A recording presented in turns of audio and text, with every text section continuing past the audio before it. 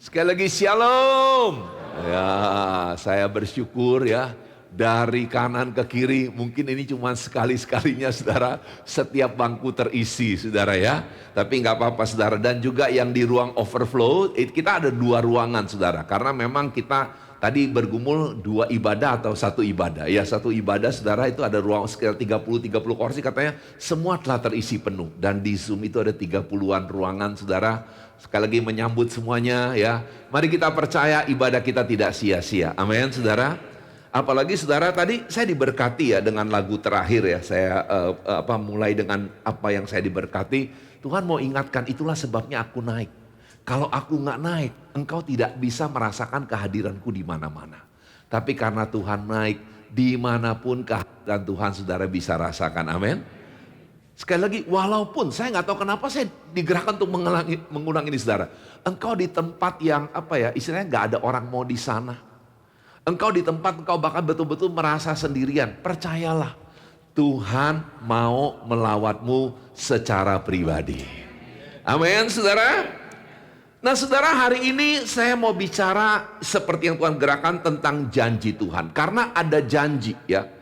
Ada yang diingatkan dengan kenaikan Tuhan, ada janji yang diberikan ya. Boleh katakan saudara, kenaikan, mengingatkan, dan menjanjikan. 2, 3. Kenaikan, mengingatkan, dan menjanjikan. Nah hari ini saya digerakkan untuk membahas lagi saudara tentang janji.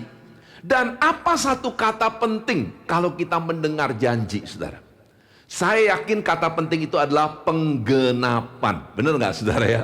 Kalau dijanjiin doang nggak digenapi, ada guna nggak saudara? Katanya lu mah cuma kasih PHP, pengharapan palsu saudara. Tapi kita bersyukur Tuhan itu mau menggenapi janjinya. Amin saudara. Nah kenaikan ini mengingatkan janjinya. Dan bukan cuma mengingatkan janjinya, Tuhan mau apa yang dijanjikan itu digenapi dalam kehidupan saudara. Apalagi dijanjikannya ini saudara, sebelum Yesus datang ke dunia. Kita tak baca dulu ayatnya saudara, tolong ditampilkan. Ini ayat yang pasti kalau dikenaikan akan dikhotbahkan. Salah satu ayat yang akan dikhotbahkan ya. Nggak banyak ayat yang akan dikhotbahkan dalam kenaikan saudara ya. Cuman ada 4-5 buah ayat saudara ya yang berhubungan. Dan ini salah satunya saudara ya. Mari kita mau perhatikan sama-sama. Yesus naik kenapa saudara? Yang dijanjikan, yang diingatkan adalah dia pasti akan datang untuk kedua kali. Itu yang diingatkan saudara ya. Satu lagi, Roh Kudus akan pasti menjadi bagian kita. Tapi yang dijanjikan apa saudara? Yuk kita baca sama-sama. 2, 3. Kristus itu harus tinggal di sorga sampai waktu pemulihan segala sesuatu, seperti yang difirmankan Allah dengan perantaraan nabi-nabinya yang kudus di zaman dahulu. Dikatakan Kristus itu harus tinggal di sorga. Tapi saudara, walaupun kali ini dia kembali, maksudnya dari dunia setelah selesai tugasnya, itu bukan untuk selama-lamanya dulu. Karena dia mau datang yang kedua kali saudara. Tapi dia bilang itu diperlukan untuk dilakukan supaya terjadi waktu apa saudara? Boleh nggak kita ulangi 4 kata saudara? Dari mulai kata waktu 2, 3. Waktu pemulihan segala sesuatu. Salah satu pengertian waktu ini namanya masa panen saudara. Ya, berarti kalau kita menanam sesuatu, kalau saudara suka perkebunan ya, kalau saudara menanam buah ya, itu berarti saatnya saudara betul-betul melihat buahnya. Jadi saudara bukan cuma punya bilang, saya punya pohon mangga. Tapi dengan buahnya saudara betul-betul bilang, beneran loh, saya punya pohon mangga. Buah mangganya kelihatan. Atau saudara punya pohon semangka atau pohon buah yang lain. Itu maksudnya kata waktu di sini saudara. Betul-betul apa yang menjadi panen, yang menjadi bagian ketika saudara punya pohon itu terjadi. Ini juga yang Tuhan mau saudara. Ketika saudara punya Yesus sebagai Tuhan dan Juru Selamat. Siapa yang sudah punya Yesus sebagai Tuhan dan Juru Selamat? Katakan amin. Ya, saya nggak dengar di ruangan overflow, tapi saya percaya banyak yang amin di sana. Saudara, ada waktu panen. Apa yang Tuhan mau terjadi, terjadi. Bahkan tolong diklik sekali lagi tentang ayat itu, dikatakan pemulihan segala sesuatu ini adalah udah difirmankan Tuhan. Tadi saya bilang saudara, udah janjikan Tuhan sejak dahulu kala. Nah, untuk menyingkatkan waktu saya nggak mau baca ayat-ayatnya, ada beberapa ayat saudara. Tapi yang paling penting adalah, yuk hari ini Kalau kita masih diizinkan Tuhan merayakan peristiwa kenaikannya, Tuhan mau ingatkan kepada semua kita loh, yang hadir di ruangan ini, yang hadir di ruang overflow. Saudara, biar pemulihan segala sesuatu yang terus kita butuhkan. Nggak ada di antara kita termasuk saya yang berdiri depan ini, nggak masih membutuhkan pemulihan segala sesuatu. Tapi saudara, sayangnya itu seringkali tidak terjadi. Makanya tema firman Tuhan hari ini, tolong diklik. Kita akan membahas, katakan sama-sama dengan saya, 2, 3. Terjadinya penggenapan pemulihannya di hidup kita. Sekali lagi 2, 3. Terjadinya penggenapan pemulihannya di hidup kita. Jadi saudara, Tuhan gak mau, kan tadi saya bilang, itu kata waktu itu berhubungan dengan panen.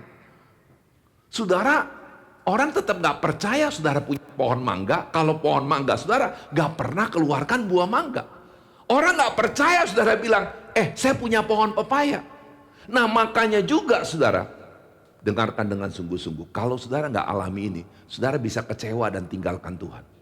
Kalau saudara gak alami waktu panen, artinya mengalami pemulihan, Tuhan bilang semua yang ikut aku butuh pemulihan. Karena apa saudara? Kita semua ini masuk menghadap pada Tuhan tuh bawa dosa. Gak ada yang gak bawa dosa saudara. Nah makanya jangan sampai gak terjadi saudara. Firman hari ini mau membahas ya 3 hal penting supaya terjadi penggenapan pemulihan di hidup kita. Karena saudara sekali lagi, ini menjadi bagian, tadi saya bilang sekali lagi ya ilustrasinya. Saudara punya pohon mangga harus lihat buah mangganya. Saudara punya Yesus, saudara lihat pemulihan yang Yesus mau kerjakan. Yang mengerti katakan amin saudara. Makanya 3 hal ini penting. Seringkali stop pemulihannya ya. Sebetulnya tidak ada orang ngalami tapi stop saudara. Makanya hidupnya makin lama ikut Tuhan masih dibilang masih kanak-kanak rohani. Kelakuannya masih kanak-kanak. Gampang menyerah, gampang kecewa, gampang marah. Ingat ada kata gampangnya saudara. Bisa menyerah masih bisa. Bisa marah masih, tapi kalau gampang menyerah, gampang kecewa, gampang marah, berarti pemulihan segala sesuatunya lagi stop saudara. Nomor 1 apa? Langsung poinnya. Ya katakan sama-sama 2, 3. Responi benar hambatan. Sekali lagi katakan lebih keras 2, 3. Responi benar hambatan. Satu hal yang entah saudara sadari atau enggak, kita hidup di dunia ini pasti ada hambatan saudara. Boleh dibangun jalan tol, tapi gak jarang saudara di jalan tolnya macet. Udah pernah alami saudara? Saya udah pernah alami, saya yakin ada yang pernah alami, bahkan semua saudara pernah alami. Masuk jalan tol, macet juga jalan tolnya saudara. Udah benar-benar macet, udah bayar mahal, tetap macet jalan tolnya saudara. Apalagi kalau kita mau maju dalam Tuhan. Yuk katakan sama-sama dengan saya, ini untuk mengingatkan saudara. Kalau kita mau maju dalam Tuhan, hambatan akan muncul. 2, 3. Kalau kita mau maju dalam Tuhan, hambatan akan muncul. Karena saudara, kita punya musuh saudara. Jangan lupa loh, saudara punya musuh kalau mau ikut Tuhan. Kalau saudara gak mau digunggu dengan musuh ini, jadi temannya dia. Pilihan cuma gitu saudara. Kita punya musuh, makanya mesti responi benar hambatan saudara. Kalau enggak saudara, ya nanti saudara akan menyerah. Sebenarnya Tuhan belum berubah janjinya dan saya percaya saudara yakin. Tadi seperti dikatakan lagu ini saudara ya, lagu yang terakhir. Ku yakin kau hadir di sini, kemenangan terjadi di sini. Yang percaya katakan amin. Hambatan Tuhan gak janji gak ada. Tapi kemenangan atas hambatan Tuhan janji. Yang mengerti katakan amin saudara. Tapi kalau kita responnya salah, salah satunya yang paling sering kita lakukan ya, kita liatin terus persoalan. Kita bilang kenapa sih ada persoalan ini? Dan kadang-kadang kita masih lupa lagi saudara. Saya bilang kita juga, saya pernah lakukan. Ini Tuhan saya lagi mau maju-majunya, kok ada masalah ini? Justru saudara, kau lagi mau maju-majunya, awas-awas.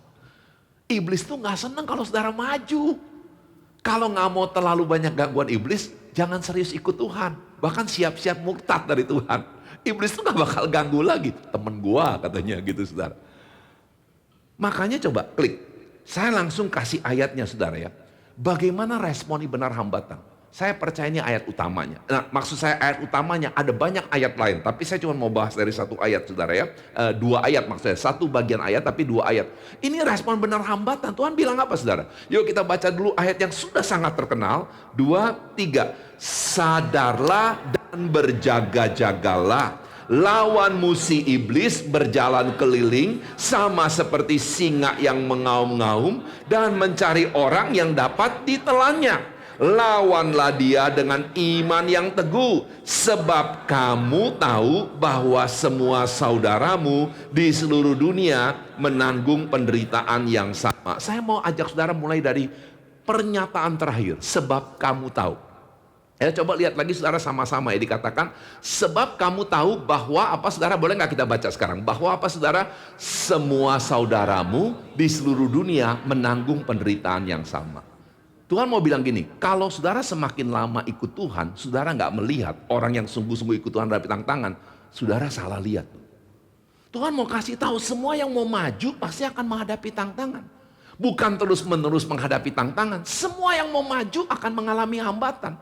Jadi sebetulnya kita tuh nggak boleh terkejut ya. Walaupun kita akan terkejut juga sih. Walaupun saya juga katakan kadang-kadang saya terkejut juga. Kadang-kadang saya masih ngomong, puji Tuhan udah kadang-kadang. Tuhan kok lagi mau maju-majunya ada tantangan. Saudara, ayo. Tuhan ingatkan semua saudaramu di seluruh dunia menanggung penderitaan yang sama. Makanya ada dua cara di sini saudara ya. Saya hanya akan membahas secara cepat bagaimana kita responi benar hambatan. Langsung maju aja. Supaya saya bisa memaksimalkan waktu. Saudara, kalau pakai kalimat yang singkat ya, hanya 4 kata saja ya. Cara meresponi benar hambatan, yuk katakan 4 kata itu. 2, 3. Berjaga-jaga dan melawan. Sekali lagi 2, 3. Berjaga-jaga dan melawan. Ini cara respon yang benar, saudara. Berjaga-jaga bagaimana, kita bahas dulu yang pertama. 2, 3. Berjaga-jaga dengan berpegang teguh kepada kebenaran tiap hari, setiap hari. Saudara, karena gini, kita nggak tahu ya kapan iblis akan memanfaat waktunya. Makanya dia digambarkan seperti singa yang bergaum-gaum berkeliling. Dia mau cari dulu kesempatan ya, ketika dia mau menyerang mangsanya, dia mau tahu dulu. Kalau bisa dia cari sampai saudara tuh kurang kurang waspada. Kalau saya boleh bilang. Makanya kita harus sadar dan berjaga-jaga, saudara. Saya diberkati dengan Abah pagi ini, saudara. Saya nggak tahu yang udah baca Abah pagi ini, saya pribadi sangat diberkati. Walaupun ayat ini ya sudah sangat sering dibaca, Mazmur 42, saudara, dan 43. Tapi saudara, di situ ada 3 hal yang diulang, yang dilakukan oleh pemazmur. Ketika dia merasakan gini, saudara, ya. Saya bacakan aja, saudara, karena tadi baru didapat, saudara, saya nggak sempat masukkan lagi di sini, saudara. Dia mengatakan begini kan ya, mungkin saudara kalau udah baca, saudara ingat. Mengapa engkau tertekan, hai jiwaku? Mazmur 42 ayat 6, 12 sama 43 ayat 5. Dan gelisah dalam diriku, berharaplah kepada Allah, sebab aku akan bersyukur lagi kepadanya, penolongku dan Allahku. Jadi pemazmurnya yang ngalami apa, saudara? Dia ngalami hal yang sedang menekan dia dan membuat dia gelisah. Yang ngerti katakan amin, saudara. Makanya dia bilang, mengapa engkau tertekan, hai jiwaku, dan gelisah dalam diriku? Ya, dia lagi alami itu. Tapi saudara, responnya berbeda kan. Ada orang bilang gini kan, bukan ada orang bilang gini, saudara lihat. Makanya gue gak mau ke gereja dulu. Makanya gue gak mau pelayanan dulu. Lagi banyak tekanan, lagi gelisah. Ngapain pelayanan? Ngapain ibadah? Nah saudara, kalau saudara gak mau sadar dan berjaga-jaga, itu yang saudara akan lakukan. Dan yang tepuk tangan siapa, saudara? Iblis. Yeay, rasain lo, kecipuak lo, ketipu lo. Saudara, saya lakukan ini supaya menyadarkan saudara. Kalau saudara kayak gitu ya, karena persoalan, aduh gak mau maju dulu lah, gak mau pelayanan dulu, gak mau ibadah bahkan. Iblis lagi tepuk tangan tuh, saudara gak lihat. Rasain lo, kecipuak, gue kerjain. Iblis akan gitu, saudara. Makanya kita harus sadar, dan makanya kalau sadar kita akan seperti Mazmur. Langsung dia perintahkan diri. Kita kadang mesti memerintahkan diri kita sendiri. Berharaplah sama Tuhan. Kalau perlu sebut nama saudara. Rina harus sebut, Rina berharaplah sama Tuhan. Yungsin harus sebut, Yungsin berharaplah sama Tuhan. Biarin kalau orang bilang, Sin kenapa? Lagi ini gak waras ngomong sendirian. Biarin saudara, itu prinsip di firman Tuhan. Toh dia bukan ngomongnya ngaco, bahkan bilang saya lagi ngomong tentang apa dong, dengerin dong. Yungsin berharaplah sama Tuhan. Saya nggak tahu saya berapa kali melakukan saudara dalam diri saya. John berharap sama Tuhan. Bahkan saudara pernah saya tepak kepala saya. John, jangan lupa ya, harapnya sama Tuhan. Kalau perlu saudara lakukan itu. Kalau enggak saudara, begitu punya persoalan, nyerah. Udahlah mau undur aja lah. Udahlah gak mau pelayanan aja lah. Udahlah gak mau ibadah aja. Responi benar. Katakan sama-sama 2, 3. Responi benar hambatan. Sekali lagi 2, 3. Responi benar. Saudara mesti responin. Kalau nggak pemulihannya stop. Sebab kadang-kadang Tuhan izinkan persoalan supaya kasih tahu pemulihan. Kamu nih belum beres di sini. Ada orang nyakitin. Tuhan bilang luka batin kamu belum beres. Saudara, saya menemukannya seringkali kalau saudara tuh rasa luka lagi. Kok saudara bahkan kadang merasa gini, kok persoalannya kecil ya, kok saya lukanya parah ya. Tuhan mau beres, bilang loh, luka batin saudara belum beres. Nanti poin kedua kita akan dulu. Tapi yang kedua dulu, klik. Selain sadar, kan melawan saudara. Melawan dengan apa saudara? 2, 3. Melawan dengan pertobatan dan persekutuan. Sekali lagi 2, 3. Melawan dengan pertobatan dan persekutuan. Kenapa dua hal ini saudara? Pertama, karena iblis itu kan terus menggoda. Bahkan kadang-kadang kita udah berhasil dipengaruhi saudara. Kan saya pernah jelaskan ya. Kalau saudara terima Yesus di hati saudara, saudara gak mungkin dikuasai sama iblis, gak mungkin. Jadi kalau ada orang bilang ini, dia udah terima Yesus, dia kerasukan. Maaf, saya gak percaya di Alkitab ada bukti itu. Orang yang sudah sungguh-sungguh terima Yesus kerasukan gak mungkin. Berarti dia belum sungguh-sungguh terima Yesus. Tapi berulang kali saya tekankan, iblis itu bisa mempengaruhi. Makanya Petrus Tuhan bilang gini, enyalah iblis. Sebetulnya di situ bukan Tuhan mengatakan Petrus itu iblis, tapi Tuhan lagi mengusir iblis yang sedang mempengaruhi Petrus secara gak sadar. Saudara bisa loh saudara. Sementara saudara keluar ibadah aja, iblis langsung bisikin sesuatu. Saudara mungkin ada orang nyebelin. Ini orang keterlaluan ya, gue tonjok nih orang. Itu iblis yang bisikin saudara. Dan iblis bisa mempengaruhi. Nah makanya harus lawan dengan pertobatan. Ketika pikiran negatif mulai masuk. Ketika kita pengen dikuasai luka. Enggak Tuhan, saya mau bertobat. Saya enggak mau izinkan. Saudara salah kalau ada saya pernah dengar hamba tuh ngajak ini. Udah pertobatan cuma sekali waktu terima Yesus. Salah. Kecuali saudara yakin saudara udah sempurna. Dan kalau udah sempurna nggak di sini saudara. Saudara di sorga yang mulia. Selama kita di dunia ini, termasuk saya, belum sempurna. Termasuk saya bisa juga terjebak melakukan hal yang bodoh. Tapi yang paling penting buat Tuhan, bukan saudara melakukan hal bodoh itu yang penting buat Tuhan. Saudara mau bertobat gak? Karena begitu bertobat Tuhan janji apa? Dosamu yang merah seperti kirmisi. Langsung aku hapus jadi apa? Katakan sama-sama. Putih seperti salju. Lawan dengan pertobatan. Enggak Tuhan, maaf saya gak mau ini. Lawan dengan apa? Tolong tampilkan lagi. Lawan dengan persekutuan. Saudara gak bisa sendirian. Nanti di bagian berikutnya kita baca. Sekali lagi ya saudara, saya mau ingatkan. Saudara kalau mau menang gak bisa sendirian. Tadi saya bilang Tuhan pasti ada saatnya mau melawat saudara secara pribadi. Tapi bertumbuh tidak pernah bisa sendirian.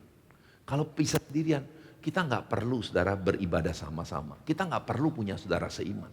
Tapi Tuhan nyuruh kita perlu saudara seiman. Kita perlu bertumbuh bersama-sama. Makanya ayo katakan dulu sebelum kita masuk ke poin kedua saudara.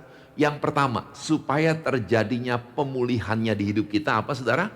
Responi benar hambatan. Lebih keras sekali lagi 2, 3. Responi benar hambatan. Yang di ruang overflow ngomong juga 2, 3. Responi benar hambatan. Ya saya nggak dengar tapi saya yakin Tuhan mendengar. Yang kedua saudara. Yuk apa yang penting dalam kita mengalami terus pemulihan Tuhan. Yuk katakan sama-sama yang kedua. 2, 3. Alami pembaharuan seutuhnya. Ulang yang pertama langsung kedua. 2, 3. Responi benar hambatan. Alami pembaharuan seutuhnya. Nah saya tampilkan 2 ayat saudara. Yang kadang-kadang ya. Mudah-mudahan kadang-kadang. Masih ada yang salah nangkep ya. Pertama kita baca dulu ayatnya. 2 Korintus 5 ayat 17. 2, 3. Jadi siapa yang ada dalam Kristus. Ia adalah ciptaan baru. Yang lama sudah berlalu, sesungguhnya yang baru sudah datang. Saudara ada yang salah nangkep. Nah jangan termasuk saudara ya. Jadi siapa yang ada dalam Kristus, ia adalah ciptaan baru. Yang lama sudah berlalu, yang baru datang. Oh udah, waktu saya terima Yesus ya, habis saya dibaptis keluar, kan dikatakan dikuburkan manusia lama. Itu kan tanda waktu kita masuk ayat. Bangkit dengan manusia baru, udah. Saya udah berubah total. Padahal keluarga saudara sendiri, suami saudara saya bilang, Idi, ampun deh, ngomong kasarnya belum berubah. Saudara karena ini maksudnya saudara jadi ciptaan baru, roh saudara. Kehidupan kita selama-lamanya di roh. Yang menghadap kepada Tuhan roh. Roh langsung plok, baru saudara, waktu saudara terima Yesus. Makanya kenapa penjahat di samping Yesus dikatakan, karena engkau percaya kepadaku. Walaupun dia nggak ngomong dia terima Yesus sebagai Tuhan Juru Selamat. Hari ini juga engkau bersama-sama dengan aku di Firdaus. Itu karena rohnya langsung diperbarui. Tapi ingat, kita tuh punya jiwa. Katanya, saudara, definisi yang benar, kita ini makhluk roh. Hidup di jiwa, nyata di tubuh. Yang nyatanya tubuh, tapi hidup di jiwa. Nah jiwa saudara belum beres. Karena Tuhan terima apa adanya. Jadi jangan, tolong balik lagi, jangan salah ngerti ayat ini. Ayat ini roh saudara diperbarui, jiwa saudara belum. Makanya di SMK berakar ada retret. Dan bahasnya apa saudara? Pemulihan hati Bapak, kesembuhan batin, dan pelepasan. Karena apa saudara? Memang yang menyedihkan, tapi tolong pria-pria ya, jangan ada lagi yang nambahin. Itu paling banyak kita dirusak dengan hati Bapak. Karena kita punya Bapak yang tidak baik, tidak bertanggung jawab. Jadi kita dirusak dengan hati Bapak. Kesembuhan batin karena gini saudara, selama hidup di dunia ini berita buruk dulu. Saudara nggak ada yang melukai saudara, nggak mungkin. Saudara menghindar sebaik apapun saudara akan kena. Karena kita hidup di dunia yang berdosa, orang masih bermasalah. Bahkan kadang nggak jauh-jauh, itu suami kita, istri kita, anak kita, mantu kita, bisa nyakitin kita. Dan saudara kadang-kadang kesembuhan batin gini, saudara udah benar. Saudara mungkin ada yang nanya gini, Pak, Bapak bilang saya terluka lagi dan perlu kesembuhan batin. Bukan waktu SMK udah. Tapi kan saudara ngalami luka lagi. Dan kali ini waktu saudara luka lagi, saudara kurang waspada, lukanya kena. Saudara marah, saudara ngambek, saudara dendam bahkan saudara. Kita perlu lagi saudara. Makanya coba klik ayat kedua. Makanya kalau baca ayat ya selalu lengkap saudara. Ada ayat yang kedua yang melengkapin bahwa makanya di atas itu rohnya saja. Tapi di bawah dikatakan apa? Coba kita baca sama-sama ya. Ini ayat udah sangat terkenal saudara. 2, 3. Dan telah mengenakan manusia baru yang terus-menerus diperbaharui untuk memperoleh pengetahuan yang benar menurut gambar kaliknya. Dan telah mengenakan apa saudara? Manusia baru. Saudara udah punya manusia baru. Itu roh saudara. Tapi dikatakan terus-menerus diperbaharui karena kita di dunia ini saudara. Sekali lagi karena ini dunia berdosa. Bahkan saya yakin kok ada orang-orang yang gak sengaja mau lukain saudara. Saya yakin kok pasangan saudara kebanyakan gak sengaja ya. Kecuali pasangan saudara sangat bermasalah. Tapi pasangan saudara, suami saudara enggak ada yang gini. Gua seneng loh nyusahin istri gua, suami gua, nggak ada saudara. Tapi karena dia manusia, satu waktu dia bisa nyakitin saudara. Satu waktu dia bisa lukain saudara. Nah tinggal saudara mau bagaimana? Saudara mau terus diperbaharui nggak? Makanya klik sekarang, yuk. Bagaimana kita cara menerima pembaharuan seutuhnya? Boleh baca sama-sama saudara poinnya dulu sebelum ayatnya 2, 3. Cara menerima pembaharuan seutuhnya, bertumbuh dalam segala hal ke arah Dia Kristus. Seperti gini ya, saudara hati saudara sembuh ini, kesembuhan batin, retret pemulihan. Tapi saudara mesti bertumbuh, respon saudara juga benar. Karena sekali lagi tadi saya bilang, selama kita hidup di dunia ini, dan apalagi kalau kita mau sungguh-sungguh ikut Tuhan, tantangan hambatan ada. Orang yang mau melukai kita masih ada saudara. Nah kalau kita nggak mau bertumbuh, saya jangan cuman gini, saya mau sembuh dari luka batin saya, tapi nggak mau bertumbuh gini. Saya mau belajar punya respon yang benar. Dulu gampang marah, gampang kecewa, sekarang lebih sabar. Belum sepenuhnya sabar, saya nggak tahu ya kalau ada orang sepenuhnya sabar, saya mau belajar tuh sama orang itu. Belum sepenuhnya sabar saudara, tapi ke arah Kristus. Nah cuman sekarang kita baca ayatnya saudara. Ini yang sekali lagi ini kunci kita nih gak bisa bertumbuh sendirian. Kita baca sama-sama, 2, 3. Tetapi dengan teguh berpegang kepada kebenaran di dalam kasih, kita bertumbuh dalam segala hal ke arah Dia Kristus yang adalah kepala. Sambil pegang kebenaran, kita. Makanya kenapa di ABA kita bikin grup-grup ya membacanya saudara. Supaya bisa saling mengingatkan, menyemangati. Jangan ada yang ngomong begini, saya sih belum dengar tapi jangan sampai. Ngapain sih di grup-grup baca firman pribadi? Saudara, Tuhan bilang kita gak bisa bertumbuh sendirian. Jangan mau lebih sok tahu dong dari Tuhan. Tujuan ABA itu nolongin kita supaya jangan bertumbuh sendirian. Tujuan ABA itu supaya kita betul-betul bertumbuh dalam segala sesuatu. Bersama-sama. Makanya saudara, yuk yang kedua sebelum yang ketiga dan yang terakhir. Kita katakan sama-sama apa saudara? Alami pembaharuan seutuhnya. Yuk kita ulangi dua-duanya saudara. Saya ulangi dulu yang pertama ya, responi benar hambatan. Yang kedua alami pembaharuan seutuhnya. 2, 3. Responi benar hambatan. Yang kedua alami pembaharuan seutuhnya. Terakhir kali 2, 3. Responi benar hambatan, alami pembaharuan seutuhnya. Saya dorong saudara ya. Ayo, pokoknya jangan udah puas saya ngalami dilepaskan. Mungkin gini saudara, kok saya udah menemukan soalnya saudara ya. Dan saya kan, kok udah doain pelepasan gak? Tahu-tahu cari-cari masih ada simpen. Coba lu saudara perlu, coba ada gak? Mungkin masih, bukan saudara sengaja simpen, saudara lupa. Pernah dikasih apa yang berhubungan dengan kuasa kegelapan. Itu pembaruan seutuhnya saudara beresin. Atau saudara, mungkin saudara gak ingat waktu kesembuhan batin. Saya punya kebencian, karena Tuhan mau satu persatu dibereskan. Saya punya kebencian sama orang itu, tiba-tiba Tuhan ingatkan. Sebab kalau gak dibereskan, ya seperti penyakit masih ada saudara. Ya, jadi gak pernah beres, jadi beresin saudara. Ya, yang setuju katakan amin. Katakan saya mau dipulihkan seutuhnya. 2, 3, saya mau dipulihkan seutuhnya. Yang ketiga dan yang terakhir ya. Apa yang ketiga dan yang terakhir saudara, mari kita baca sama-sama ya. 2, 3, mengerti peran utama Roh Kudus ya. Karena kalau udah kenaikan ada satu yang gak bisa dipisahkan. Kita diingatkan lagi soal Roh Kudus. Saya katakan pakai mengerti, maksudnya gini saudara, ada yang mungkin belum mengerti. Ada yang udah mengerti, perlu semakin mengerti. Apa peran utama Roh Kudus? Apalagi Yesus bilang ya, saya ingatkan perkataan Yesus. Waktu Roh Kudus dia bilang untuk datang, itu pemikirannya untuk apa buat kita saudara? Kita baca dulu sama-sama, 2, 3. Tetapi aku mengatakan yang benar kepadamu. Lebih baik untuk kalian kalau aku pergi. Sebab kalau aku tidak pergi, penolong itu tidak akan datang kepadamu. Tetapi kalau aku pergi, aku akan mengutus dia kepadamu. Jadi Tuhan bilang saya tuh pergi ya, satu ngingetin dia mau datang. Yang kedua, supaya Roh Kudus turun. Karena ada proses mereka udah atur ya. Itu rencana ilahinya. Bapa menciptakan bumi ini, karena rusak karena dosa, Yesus dikirim untuk membayar harga penyelamatan.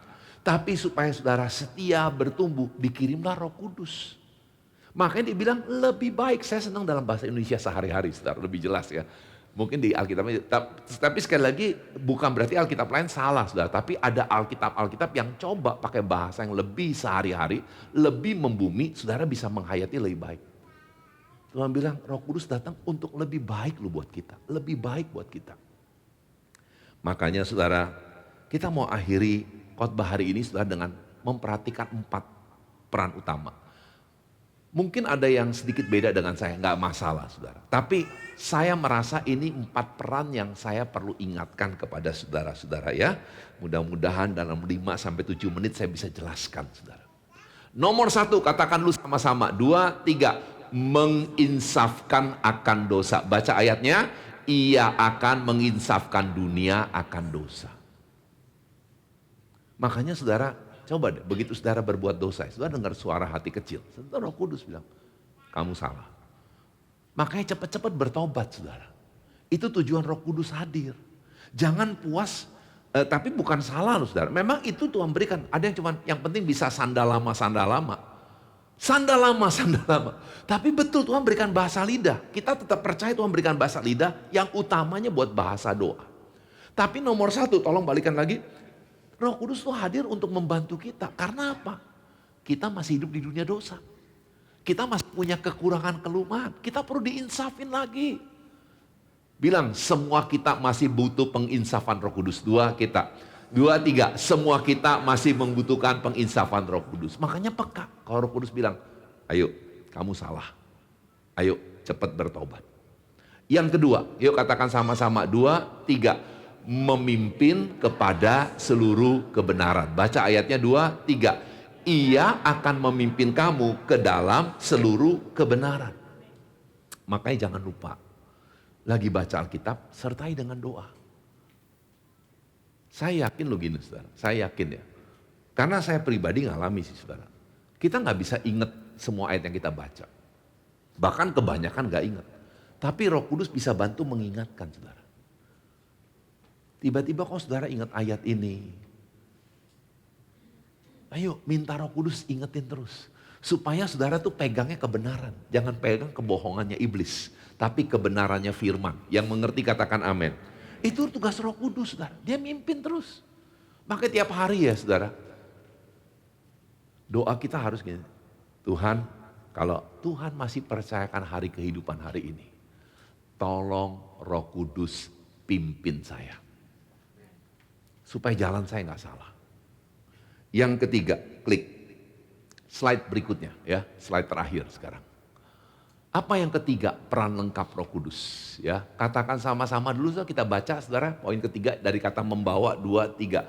Membawa kepada pengenalan Tuhan yang benar. Kita baca ayatnya 2, 3. Ia memberikan kepadamu roh hikmat dan wahyu untuk mengenal Dia dengan benar.